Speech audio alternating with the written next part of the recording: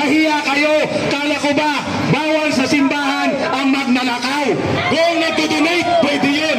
Basta mag-donate ng nakaw, pwede pa rin. Bakit mas kinakanlog nyo yung may pinakamalaking nakaw sa bayang ito? Ayun, malaking tanong. Bakit ayaw nyo singilin si Marcos at si Romualdez? Bakit ayaw nyong papanagutin ang punong kriminal at punong salarin sa punot dulo ng pandarambong? Bakit tahimik kayo? Galit kayo kay Presidente Duterte dahil binungura kayo para magising kayo. Ngayon dahil galit kayo, kahit mas demonyo pa sa pinaka-demonyo si Marcos, kinakampihan nyo, pinoproteksyonan nyo. Nasaan ang moral, spiritual obligation ninyo sa tao? Mga pari kayo. Mga ipokrito! Yun po ang tinatawag na ipokrito. Ayaw nyo sa kunwari pumapatay ng mga kriminal, durugista at mga sindikato at kurap. Kaya ayaw nyo kay Duterte. Pero gusto nyo ang magnanakaw na nag-aari para lamang dambungin at bulabugin ang pundo ng bayan. Pinapalakpakan nyo si Marcos at si Romualdez. Ano ang ginagawa nyo? Yung pinapatay ng mga adik, ng mga ordinaryong membro ng pamilya, pinagtatanggol pa ninyo. Galit kayo dahil tinatamaan kayo. Nasaan na ang moral, spiritual obligasyon nyo, mga pari kayo? Kaya sa araw na ito, dito tayo nagtitipon sa EDSA. Occupy EDSA ito sapagkat ang EDSA ay para sa taong bayan, hindi lamang sa simbahan at ilan. Kahit noong unang panahon pa lang, unang digmaan pa lang natin, sino ang naguhudas sa ordinaryong Pilipino? Di ba ang mga pare ang naguhudas sa ating mga kapwa Pilipino? At nauulit na naman ngayon ang istorya ng ating bansa. Ayun, malinaw po na ayaw nilang mapakinggan ang totoong boses ng paniningil at totoong boses ng panawagan ng mamamayan.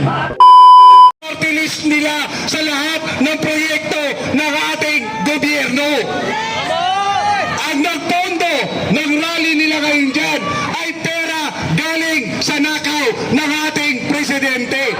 Ang sino man kumakampi, nagtatago sa magnanakaw ay magnanakaw na rin. Yan ho ang mga sinakyan nila, mga naka-air condition buses at mga services pa. Ayan po ang katotohanan sa nangyayari sa bayan natin. Ang kakampi ng mga kriminal, kitang-kita nyo ang gagarbo ng kanilang mga placards pa lang. Sino ba ang nakikinabang sa paghati-hati ngayon? Alam niyo ba, yung liberal na yan, kamag-anak ng Lisa Ahas Araneta. Sino presidente ng liberal? Mar Rojas Araneta. Yes, magising na kayo. Kaya sa mga pulis, mahiya kayo. Kayong mga aktivista na sa amin na nagpapahirap sa bayang ito. Itaas nyo pa ang pera ng bayan, ang ginastos ng mga placard ninyo. Ang kanilang dahilan, Kaprani, ayaw nila mag-resign si Marcos dahil si Sara Duterte ang papalit. Mga makikitid at baluktot ang utak, di ba? Iyon ang nakasaad sa saligang batas na ang presidente kapag inutil ay papalitan ng vice-presidente.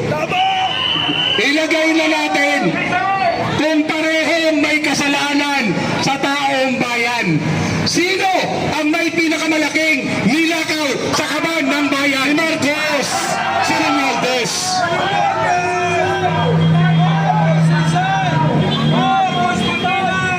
Hindi ibig sabihin na ikaw ay nakakangat sa edukasyon. Hindi ibig sabihin ikaw ay nakakangat sa hanap buhay o sa kinatatayuan o kinatitindigan ng buhay natin ay disente at marangal kayo. Tama. Karamihan na magnanakaw, yung pinakamagnanakaw, saan nakatira? Si Saltico nakatira sa Valle Verde 6. Correct. Yung mga congressman, saan nakatira? Exclusive subdivision. Tama. Ito mga ito, ginamit ang mga ordinaryong bayan o ordinaryong taong bayan, yung party list nila, tingnan nyo kung sino ang nakikinabang. Kaya, huwag po ninyong pigilan na maihayag ng mamamayan ang totoong saloobin.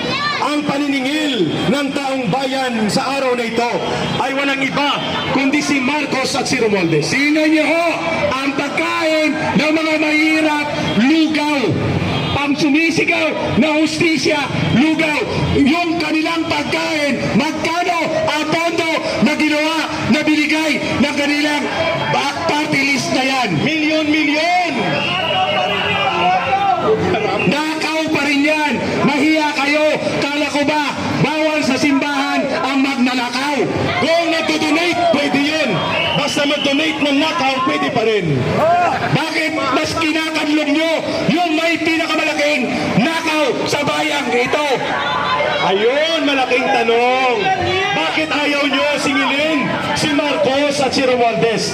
Bakit ayaw nyong papanagutin ang punong kriminal at punong salarin sa punot dulo ng pandarambong? Bakit tahimik kayo?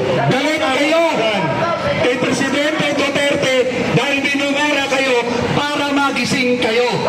Ngayon dahil galit kayo, kahit mas demonyo pa sa pinaka-demonyo si Marcos, kinakampihan nyo, pinoproteksyonan nyo, nasaan ang moral, spiritual obligation ninyo sa tao, mga pari kayo. Mga ipokrito! Yun po ang tinatawag na ipokrito. Ayaw nyo sa kunwari pumapatay ng mga kriminal, durugista at mga sindikato at kurap. Kaya ayaw nyo kay Duterte. Pero gusto nyo ang magnanakaw na nag-aari para lamang dambungin at bulabugin ang pundo ng bayan.